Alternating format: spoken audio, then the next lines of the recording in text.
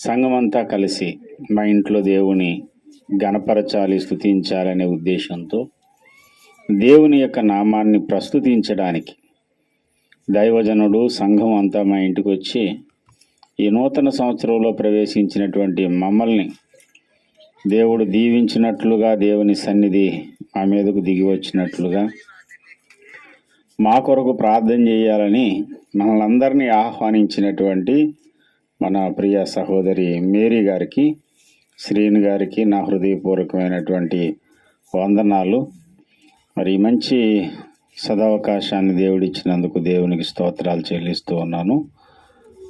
మరి దూరం నుంచి కూడా ఏకీవిస్తున్నటువంటి, లైవ్ ద్వారా ఏకీవిస్తున్నటువంటి వారందరికీ కూడా నా హృదయపూర్వకమైనటువంటి వందనాలు.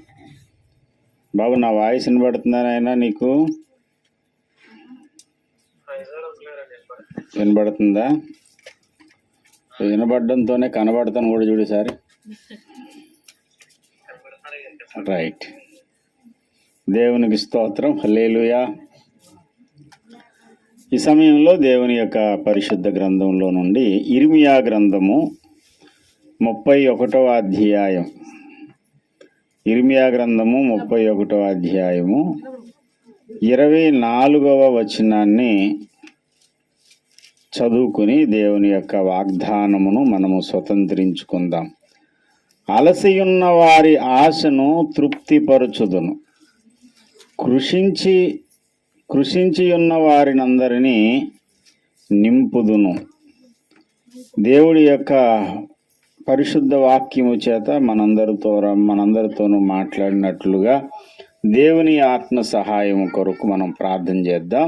తలలు వంచండి. ప్రేమ కలిగిన మా యేసయ్య, పరిశుద్ధ తండ్రి, నీ ఘనమైన గొప్ప నామమునకు కృతజ్ఞతాస్తుతులు స్వామి. ఈ రాత్రికాల సమయంలో మా ప్రియ సహోదరి అయ్యా మేరీ, శ్రీను గారు ప్రభా, కుటుంబ సభ్యులు ఈ కృతజ్ఞత కూడికని ఏర్పాటు చేసుకుని అంటుండగా ఈ కుటుంబం మీదకు మీ సన్నిధి దిగి రానియండి. కూడి ఉన్న మా అందరి మీదకు నీ సన్నిధి దిగి రానియండి. మీరు దిగి వస్తేనే మా జీవితాలకు క్షేమము, ఆధారము, ఆనందం. కాబట్టి మా జీవితాలని రంజింపజేయడానికి, మా బ్రతుకుల్లో ఒక నూతన అధ్యాయాన్ని ప్రారంభించడానికి దిగిరండి. ప్రతి విధమైన ఆటంకములు కాల్చివేయండి, అద్భుతాలు జరిగించండి. నజరేయుడైన యేసుక్రీస్తు నామములో ప్రతి సాతాను కుతంత్రములు తొలగిపోవునుగాక. మీరే అద్భుతం చేయమని యేసయ్య నామములోనే వేడుకుంటున్నాం పరమ తండ్రి, ఆమేన్, ఆమేన్. ప్రభువునందు ప్రియమైన సహోదరి సహోదరులారా, చదవబడినటువంటి వాక్య భాగంలో దైవజనుడైన ఇర్మియాకు చాలా ఆనందము, సంతోషము కలిగించినటువంటి సంగతి. ఎంత సంతోషం కలిగించింది అని అంటే, దేవుడు చెప్పినటువంటి ఈ మాటలు తన ప్రజల పట్ల దేవుడికి కలిగి ఉన్న ఉద్దేశాలు గమనించిన నాడు దైవజనుడికి నిద్రలో నుండి మెలకువ వచ్చిందట. ఇదంతా దర్శనంలో దేవుడు మాట్లాడుతూ ఉన్నాడు. 26వ వచనం, అంతలో నేను మేల్కొని ఆలోచింపగా నా నిద్ర బహు వినోదమాయెను. దేవునికి స్తోత్రం. అతనికి ఆ నిద్రలో వచ్చినటువంటి ఆ దర్శన భావము, ఆ దర్శన వివరం అంతా ఆలోచించుకుంటూ ఉన్నాడు. కాసేపు కూర్చుని, నిదానంగా కూర్చుని ఆలోచించుకుంటుంటే ఆ కళ అతనికి చాలా వినోదంగా కనిపించిందంట. బహు వినోదమాయెను అన్నాడు. అంత వినోదంగా ఎందుకు మారింది అని అంటే, ప్రస్తుత పరిస్థితి, దేవుని కోపము, దేవుడు తన ప్రజలకు ఇచ్చే పరిస్థితులు, స్థితిగతులు తన కళ్ళారా తాను చూస్తూనే ఉన్నాడు. తన ప్రజలు ఎదుర్కొంటున్నటువంటి కష్టాలు, మన భారతీయ సంస్కృతిలో కొన్ని విషయాల్ని అష్టైశ్వర్యాలు అని అంటారు, అలాగే అష్ట కష్టాలు అంటారు. అష్టైశ్వర్యము అలాగే అష్ట కష్టాలు. అష్ట కష్టాలు పడుతూ ప్రజలు అనుభవిస్తున్నటువంటి భయంకరమైన సంక్షోభ స్థితి తన కళ్ళతో తాను చూస్తూనే ఉన్నాడు. ఒక పక్కన యుద్ధ మేఘాలు కమ్ముకున్నాయి. ప్రజలు బానిసత్వంలోనికి, దాస్యత్వంలోనికి వెళ్ళిపోయే పరిస్థితులు. అంచెలంచెలుగా దేవుని ప్రజల సామ్రాజ్యం అంతా కుప్పగూలిపోతూ ఉంది. భయంకరమైనటువంటి ఎదురు దెబ్బలు తగులుతూ ఉన్నాయి. ముందుకు సాగడానికి అనుకూలమైన పరిస్థితులు కానరావడం లేదు. ఎటు చూసినా పోరాటాలు, ఎటు చూసినా సంక్షోభాలు, బ్రతుకు మీద ఆశ కనిపించడం లేని పరిస్థితులు. ఈ స్థితిగతులన్నీ ఇలా ఉంటే అప్పటి వరకు దానికి తగినట్టుగానే ప్రవచించాడు దైవజనుడు. కానీ సడన్గా ఒక నూతనమైనటువంటి దర్శనం కలిగింది. ఆ దర్శనంలో నుండి అతడుకు కలిగినటువంటి అనుభూతి ఏంటంటే బహు వినోదం అనిపించిందట ఆ దర్శనం. ఎందుకు అంటే అప్పటి వరకు వారు ఎదుర్కొన్న పరిస్థితికి భిన్నంగా ఉంది ఈ దర్శనం. 31వ అధ్యాయము 23వ వచనం నుంచి మనం చదివితే ఈ విధంగా రాయబడింది. సైన్యములకు అధిపతి యెహోవా ఇలాగ సెలవిచ్చుచున్నాడు, చెరలో నుండి నేను వారిని తిరిగి రప్పించిన తరువాత యోధా దేశంలోను దాని పట్టణములలోను జనులు, నీతి క్షేత్రమా, ప్రతిష్ఠిత పర్వతమా, యెహోవా నిన్ను ఆశీర్వదించును గాక అను మాట ఇకను వాడుకొందురు. దేవునికి స్తోత్రం కలుగును గాక. చెరలోకి వెళ్తారు, మీరు కష్టాల పాలవుతారని అప్పటి వరకు చెప్పి ఇప్పుడు ఒక నూతనమైన మాట చెబుతున్నాడు, ఒక మంచి కబురు చెబుతున్నాడు దేవుడు.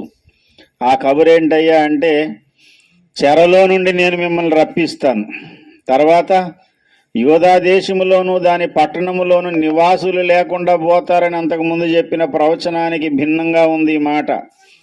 నీతి క్షేత్రమా, ప్రతిష్ఠిత పర్వతమా, యెహోవా నిన్ను ఆశీర్వదించునుగాక అను మాట ఇంకనూ వాడుకుంటారు. అంతకుముందు ఏమైంది?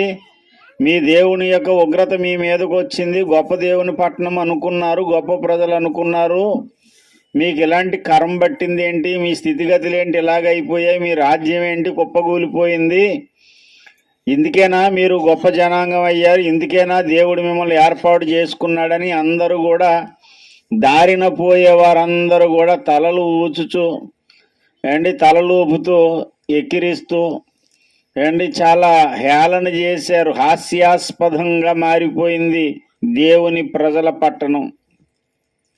ఎంతో ఘనమైనటువంటి మందిరము నేలమట్టమైపోయింది. ఇలాంటి దౌర్భాగ్యమైనటువంటి పరిస్థితి వారికి కలిగి ఉంటే దేవుడు అంటున్నాడు, మిమ్మల్ని ఒక మంచి మాటతో పిలుస్తారు, నీతి క్షేత్రం అని పిలుస్తారు, ప్రతిష్ఠిత పర్వతమా అని పిలుస్తారు, యెహోవా నిన్ను ఆశీర్వదించునుగాక అనే మాటలే నీలో వినబడతాయి. నేను మిమ్మల్ని నాటుతాను, నీతి క్షేత్రముగా మార్చేస్తాను అని చెప్పి ఇంకొక మంచి మాట చెబుతున్నాడు దేవుడు. అదేంటయ్యా అంటే, అలసి ఉన్న వారి ఆశను తృప్తిపరుస్తాను. ఇప్పటికే చాలా అలసిపోయారు, చాలా ఆశపడ్డారు, కానీ ఆశించింది ఏది దొరకక జీవితంలో దెబ్బ మీద దెబ్బ, ఎదురు దెబ్బలు తగులుతూనే ఉన్నాయి. జీవితంలో సంతోషం అనే దానికంటే కన్నీరే ఎక్కువయింది. నా కన్నీళ్లు నాకు అన్నపానీయములాయెను అన్నాడు భక్తుడైన దావీదు. చాలామంది దేవుని యొక్క పిల్లల పరిస్థితులు కూడా అలాగే ఉన్నాయి. భోజనం చేద్దామని భోజనం దగ్గర కూర్చున్నా మనస్ఫూర్తిగా భోజనం చేయలేని పరిస్థితులు, స్థితిగతులన్నీ కూడా తారుమారైపోతూ ముందుకు సాగలేని పరిస్థితుల్లో ఒక్కొక్కసారి కొంతమంది వారు చెప్పుకునేది ఏంటంటే, అసలు బ్రతుకు మీదే మాకు చిరాకు వస్తుంది, అసలు ఎందుకు సార్ ఈ బ్రతుకు, మేము బ్రతికి ఏం సాధించాలి, ఏం ఉద్ధరించాలి, ఈ బ్రతుకు బ్రతకడం వల్ల ఎవడికి ప్రయోజనం అంట, ఈ తనువు చాలిస్తే సరిపోద్ది, ఎందుకు వచ్చింది ఈ బాధ అంతా, ఒక్క రోజులో ఒక్క నిమిషంలో పరిష్కారం అయిపోతుంది అని, చావు ద్వారా సమస్య పరిష్కారం అవుతుందని ఎదురు చూసిన వారు కూడా లేకపోలేదు. కారణం ఏంటంటే మనసు బాగా విరిగిపోయింది, హృదయం అలసిపోయింది. మనసు విరిగిపోయి హృదయం అలసిపోవడానికి గల కారణం ఏంటంటే, చాలామందిలో నన్నెవరు అర్థం చేసుకునే వాళ్ళు లేరు అనేటువంటిదే ఒక ప్రశ్నార్థకంగా మిగిలిపోయింది. నన్నెవరు అర్థం చేసుకోరు సార్, నాకెవరు కూడా చేదోడు వాదోడుగా ఉండేవాళ్ళు లేరు.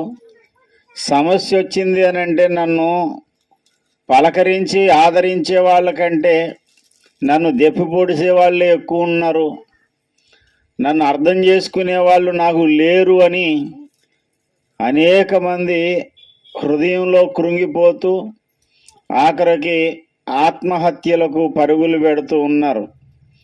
చాలా సంవత్సరాల క్రిందట ఏలూరు రైల్వే స్టేషన్ పక్కనే ఉన్నటువంటి ఒక చర్చ్ దగ్గర ప్రార్థన కూడిక జరిగితే వెళ్ళాను. ఆ రైల్వే ట్రాక్ మీద ఎవరో సూసైడ్ చేసుకున్నారని అందరూ పరిగెడుతుంటే నాకు ఆరాటం ఎక్కువ, ఆగలేక నేను పరిగెట్టాను. పరిగెడితే అక్కడ ఒక డెడ్ బాడీ ఉంది, కొత్తగా పెళ్ళైనటువంటి అమ్మాయి. ఆ అమ్మాయి డెడ్ బాడీ దగ్గర ఒక సూసైడ్ నోట్ కూడా దొరికింది. ఆ సూసైడ్ నోట్ ఎవరో ఒక ఆయన తీసి చదువుతున్నాడు. నేను ప్రక్కనే ఉండి చూసి చదివాను నేను కూడా. అది ఆ సూసైడ్ నోట్ మీద రక్తపు మరకలు ఉన్నాయి. ఈమె వర్ణించలేని స్థితిలో ఉంది. ఆ శవాన్ని చూస్తే కళ్ళకు వచ్చేది అలా ఉంది శవం. చాలా భయం వేసింది ఆ శవాన్ని చూసి, ఆ స్థితిని చూసి. ఆ అమ్మాయికి కనీసం ఒక 20 సంవత్సరాలు కూడా పూర్తిగా ఉండవు, చాలా అందంగా ఉంది అండి. ఆ రక్తపు దెబ్బలతోనే చక్కని ఆకృతి కలిగిన అమ్మాయి, కానీ తన జీవితం ముగించింది. మొదటి మాట, అమ్మా నన్ను క్షమించండి, నాన్న నన్ను క్షమించండి. ఆ డైలాగ్ అయిపోయిన తర్వాత అందరూ ఆ డైలాగ్తోనే మొదలు పెడతారు. మొదలుపెట్టిన తర్వాత ఆ పిల్ల అంటది, మీరు ఎంతో డబ్బు ఖర్చు పెట్టి ఎంతో నమ్మకంతో పెళ్లి చేశారు, కానీ మీరు అనుకున్నంత నమ్మకస్తుడు కాదు. నన్ను అర్థం చేసుకునే వాళ్ళు ఎవరూ లేరు. భర్తను వదిలిపెట్టి నేను వచ్చాను అంటే మీకు అవమానం, ఇక్కడ నేను ఉంటుంటే నాకు రోజు అవమానం. కాబట్టి ఈ అవమానాలు నేను భరించలేక నేను ఈ యొక్క పని చేస్తున్నాను, నన్ను క్షమించండి. నా పేరునున్నటువంటి నగలు ఆస్తి చెల్లికి ఇచ్చేయండి అని రాసింది. పేరైతే జ్ఞాపకం లేదు. ఇది జరిగి ఇంచుమించుగా ఒక 15-16 సంవత్సరాల పైన అవుతుంది. ఎందుకమ్మా చచ్చిపోయావంటే అర్థం చేసుకునే వాళ్ళు లేరని. సరే, చచ్చిపోయాక ఏమైనా సమస్య పరిష్కారం అయిపోద్దా అంటే అదేం కనపడదు అండి. చాలామంది ఇక్కడ భూమి మీద కన్ను మూసిన తర్వాత అనుకుంటారు, అమ్మయ్య ఏదోలాగా ఈ కష్టాల నుంచి ఇటు గట్టెక్కాడని. అమ్మా, నువ్వు బలవంతంగా నీ ప్రాణం నువ్వు తీసుకుంటే కష్టాల నుంచి గట్టెక్కేది ఉండదు. కొత్త కష్టాలు వచ్చి పడతాయి, కొత్త బాధలు వచ్చి పడతాయి. ఏంటా కొత్త బాధలు అంటే నరకంలో పాతాళంలో యాతన పడవలసిన పరిస్థితి. అక్కడికి వెళ్ళిన తర్వాత ఇంక యుగ యుగాలు బాధ. ఆ బాధ తప్పించేవాడు ఉండడు. ఆ సమస్య, ఆ బాధ తప్పించుకుందామని నువ్వు ప్రయత్నం చేసినా అక్కడ అరణ్య రోదన తప్ప ఆదుకునేవాడు కూడా ఉండడు. పొరపాటుని ఎవరు కూడా ఈ యొక్క బుద్ధి లేని పని చేయొద్దు. సూసైడ్ చేసుకోవడం గొప్ప సంగతి కాదు. నేను చాలాసార్లు చెప్తాను, చచ్చిపోవడం గొప్ప సంగతి ఏముందండి, బ్రతకడం గొప్ప సంగతి. కానీ చచ్చిపోవడం అనేది చేతగాని వాడు చేసే పని. బ్రతకడం, సమస్యను ఎదుర్కోవడం ధైర్యవంతుని లక్షణం. లోకంలో ఉన్న వారిని గురించి నేను చెప్పదలుచుకోలేదు. వాళ్ళ యొక్క ఆలోచన విధానం వాళ్ళకు ఉండనియండి. రక్షణ పొంది దేవునితో సాగుతున్నామని చెప్పుకున్న వాళ్ళు ససేమెర ఎట్టి పరిస్థితుల్లోనూ ప్రాణత్యాగాలకు పాల్పడొద్దు అండి. ప్రభుత్వాన్ని బెదిరించడానికనో లేకపోతే మరొక కారణం చేతో అండి ప్రభుత్వం చేసేటువంటి తప్పులను ఎత్తిపెట్టి చూపించినా ఎవడో పట్టించుకోవటం లేదని నిన్న ఒక ఆయన సెల్ టవర్ ఎక్కాడు, ఒక క్రైస్తవ నాయకుడు. నిజంగా ఆయన ప్రాణం తీసుకుంటాడేమో అని అనుకున్నారు, కానీ ప్రాణం తీసుకోవడానికి కూడా పనులు చేయకండి కూడా. ఎందుకంటే చావు గోరువాడు ఎవడైనా ఉన్నాడా అని బైబిల్లో లేదు. ఏమనుంది? గోరువాడు ఎవడైనా ఉన్నాడు, బతకాలి ఉండాలి కానీ చచ్చిపోవాలనే కోరిక పొరపాటును కూడా ఉండొద్దు. ఏదో అలవాట్లు అనేసే పదాలు కూడా ఒక్కోసారి నిజమైపోతాయి. సైతాన్ గాడు కూడా అలవాటుగా సరదాగా కూడా పలికిస్తాడు మన నోట్లో నుండి. కాబట్టి చావును కోరొద్దు, చావు కొరకు ఆలోచించొద్దు. బ్రతకగోరు వాడెవడైనా ఉన్నాడా అని ప్రభు అంటుంటే, ఎస్ నేను బ్రతకగోరుతున్నాను ప్రభువా. ఎలాంటి బ్రతుకు కావాలి? మేలు నొందుచు అనేక దినములు బ్రతకగోరు వాడెవడైనా ఉన్నాడా? ఇది దేవుడు పిలిచే పిలుపు. కానీ ప్రజలు అలసిపోతున్నారు, ప్రాణం విసిగిపోతూ ఉంది. సంసోను అలసిపోయాడు, ప్రాణం విసిగిపోయింది. అంటాడు ప్రాణము విసిగి చావగోరెను అని ఉంది బైబిల్లో. ప్రాణం విసిగి చావాలనుకునేటువంటి వారు, జీవితంలో అలసిపోయినటువంటి వారు ఎవరైనా ఉంటే, తన ప్రజలు అలసిపోయిన స్థితిలో ఉన్నారు గనక దేవుడు చెబుతున్నాడు, అలసిపోయి ఉన్నటువంటి వారి ఆశను నేను తృప్తిపరుస్తాను, అలసిపోయిన వారిని నేను సేద తీరుస్తాను అని అనడం లేదు ఇక్కడ ప్రభు చెబుతున్నటువంటి మాట ఏంటి అని అంటే, అలసిపోయిన వారు ఆశను నేను తృప్తిపరుస్తాను. కొన్ని విషయాలకు ఆశపడ్డారు ఏంటి? సాధారణమైన క్రైస్తవ జీవితాన్ని జీవించే వాళ్ళ యొక్క ఆశ ఏంటి? ఏ ఆకాంక్ష ఉంటుంది ఏంటి? ఇక్కడ ఉన్న వాళ్ళు ఎవరైనా బిల్ గేట్స్ లాగా అయిపోవాలని ఆశపడుతున్నారా? ఎలన్ మాస్క్ లాగా ఏమైనా ర్యాకెట్లు పంపాలని ఏమన్నా కోరుకుందా అంటే, అంత ఆశలు మనకు వద్దులేండి, అవసరం లేదనే వాళ్ళే తప్ప అందం దాని కొరకు ఆశపడేటువంటి వాళ్ళు ఎవరు ఇక్కడ లేరు. ఇక్కడ కనీసం ప్రతి ఒక్కరి ఆశ ఏంటంటే, సంపూర్ణ భక్తి మాకు కావాలనే ఆశ కలిగిన వాళ్ళే. రెండవది, ఈ భూమి మీద మాన్యత కలిగి బ్రతకాలి. దేవుడు లేఖనంలో ఏ విధమైన భక్తినైతే చూపెడుతున్నాడో, లేఖనానుసారమైన భక్తి నేను కలిగి ఉండాలి కానీ నామకార్థ భక్తునిగా, నామకార్థ వ్యక్తిగా నేను ఉండకూడదు అనే ఆశ చాలా మందికి ఉంది. కానీ ఎంత ఆశపడుతున్నారో ముందుకు సాగాలని భక్తి జీవితంలో, అంతగా వెనక్కి అయిపోతుంది జీవితం, అంతగా వెనక్కి వెళ్ళిపోతుంది ప్రార్థన పరిస్థితులు. రాత్రంతా ప్రార్థనలో గడపాలని ఒక్కోసారి అనిపిస్తుంది, ఇంకా 10 కూడా కాకుండానే పరలోక దర్శనాలు చూసేస్తూ ఉంటాం. బైబిల్ అంతా 2 సార్లు 3 సార్లు కంప్లీట్ చేసేయాలనే తీర్మానాలు బాగానే ఉన్నాయి, కానీ ఆదికాండం కూడా దాటకుండానే అర్ధాంతరంగా ఆపేస్తున్నాం బైబిల్. భక్తి జీవితంలో అలసిపోతున్నారు కొంతమంది, ముందుకు సాగలేకపోతున్నాం. ఏంటి సార్? 2 అడుగులు ముందుకు పడితే 4 అడుగులు వెనక్కి పడుతున్నాయి. రెండవది, మన కనీస అవసరాలు తీరాలని ఆశపడుతున్నాం, కానీ రోజు రోజుకి ఊబిలోకి వెళ్ళినట్టు అప్పులు ఊబిలోనికి వెళ్ళిపోయే పరిస్థితులు కనపడుతున్నాయి, కానీ ఈ ఊబిలో నుంచి బయటకు వచ్చేటువంటి పరిస్థితి కనిపించట్లేదు. ఆర్థిక సమస్యల చేత చాలామంది అలసిపోయారు. ఇంకేంట్రా బాబు ఈ బ్రతుకు, ఇంకా కుడితిలో పడ్డ ఎలకలా కొట్టుకోవడమేనా? దేవుడేమో మిమ్మల్ని ధనవంతులుగా చేయడానికి దరిద్రుడిగా ఆయన ఈ భూమి మీదకి వచ్చాడు. ఆయన మన శాపము, దారిద్ర్యం అనే శాపం ఆయన భరించి మనల్ని ధనవంతుల్ని చేస్తాడని లేఖనం చెబుతుంది. లేఖనంలో ఉన్న మాట నిజమే కానీ మా బ్రతుకులో మాత్రం అది కనపడడం లేదు. దినదినము గొర్రెకు బెత్తిడే తోక అన్నట్టు మా పరిస్థితి ఇలాగే ఉంది, ముందుకు సాగే పరిస్థితి కనిపించడం లేదని ఆర్థిక విషయాలలో అలసిపోయేవారు కొంతమంది. ఆశపడ్డారు కానీ ఆశ కొనసాగట్లేదు, ఆశ తీరడం లేదు. ప్రభు ఇస్తున్నటువంటి ఒక అద్భుతమైన వాగ్దానం ఇది. ఆనాడు ఇర్మియాకు ఆ మాటలు వినోదంగా అనిపించాయి. ఈరోజు ఈ మాటలు కూడా నీకు వినోదంగా కనిపించవచ్చు. ప్రభు చెప్పినటువంటి వాగ్దానం ఏంటో తెలుసా? నేను చెప్తున్న సంగతులు మీరు పుస్తకంలో రాసి ఉంచుకోండి. ఇది దేవుడిచ్చిన వాగ్దానము.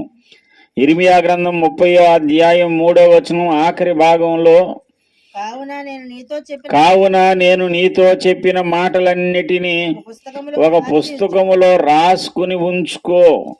దేవుడు ఏ మాటలైతే చెబుతున్నాడో ఆ మాటలన్నీ నువ్వు ఒక పుస్తకంలో రాసుకుని ఉంచుకో.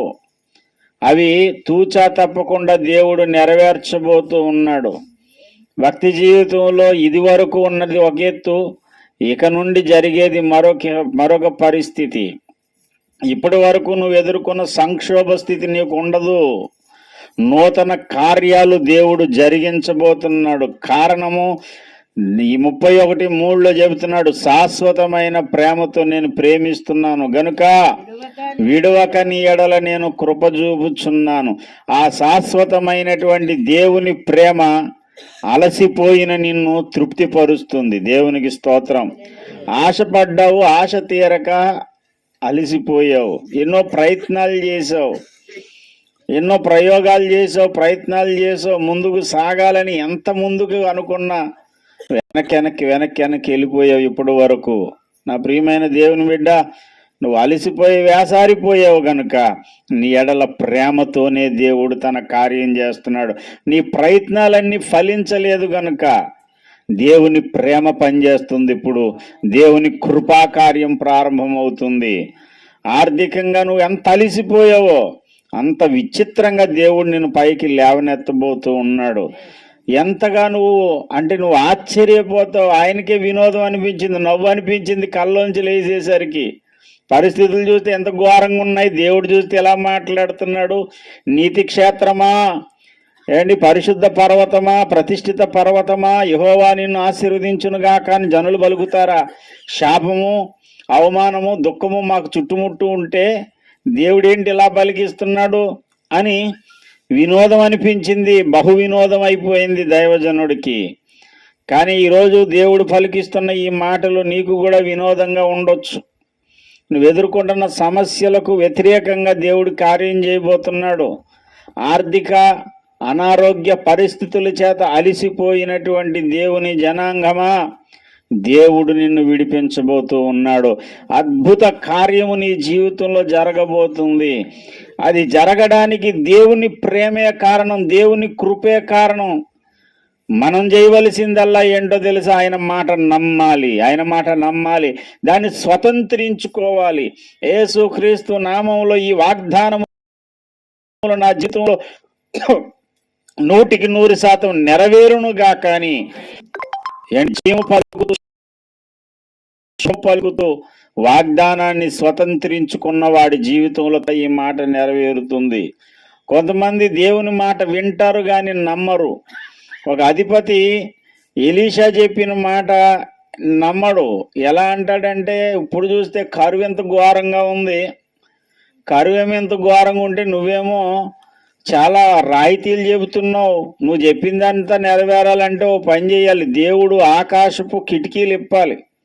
ఆకాశపు కిటికీలు తెరిచితే తప్ప అలాగ జరగదు అని ఎద్దేవా చేసి వెటకారంగా మాట్లాడతాడు. రాజుల 2వ గ్రంథము 7వ అధ్యాయము 2వ వచనం, అందుకు ఎవరి చేతి మీద రాజు ఆనుకును అధిపతి యెహోవా ఆకాశమందు కిటికీలు తెరిచినను అలాగు జరుగునా అని దైవజనునికి ప్రత్యుత్తరమియ్యగా, అతడు నీవు కన్నులారా చూచెదవు గాని దానిని తినవు. నువ్వు కళ్ళారా చూస్తావు అంతే, చూడడం మట్టుకే తప్ప నువ్వు అనుభవించవు అని చెప్పాడు.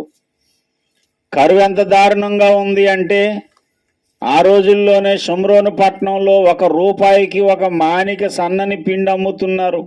₹1కి 2 మానికలు ఎవరు అమ్ముతున్నారట ఏంటి? ఇంకా దారుణమైనటువంటి పరిస్థితి అక్కడ కనిపిస్తుంది. పావురం వేసే రెట్ట కూడా చాలా ఖరీదుగా అమ్ముతున్నారు.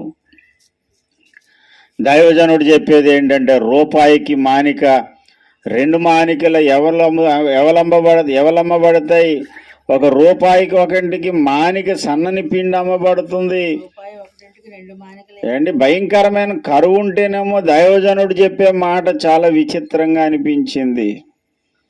కానీ దేవుడు చెప్పిన మాట నమ్మనటువంటి ఆ వ్యక్తితో దేవుడు చెబుతున్నాడు ఏమనంటే, నువ్వు కళ్ళారా చూస్తావేమో కానీ దానిని అనుభవించవు. ఈ మాట అక్షరాల నెరవేరింది.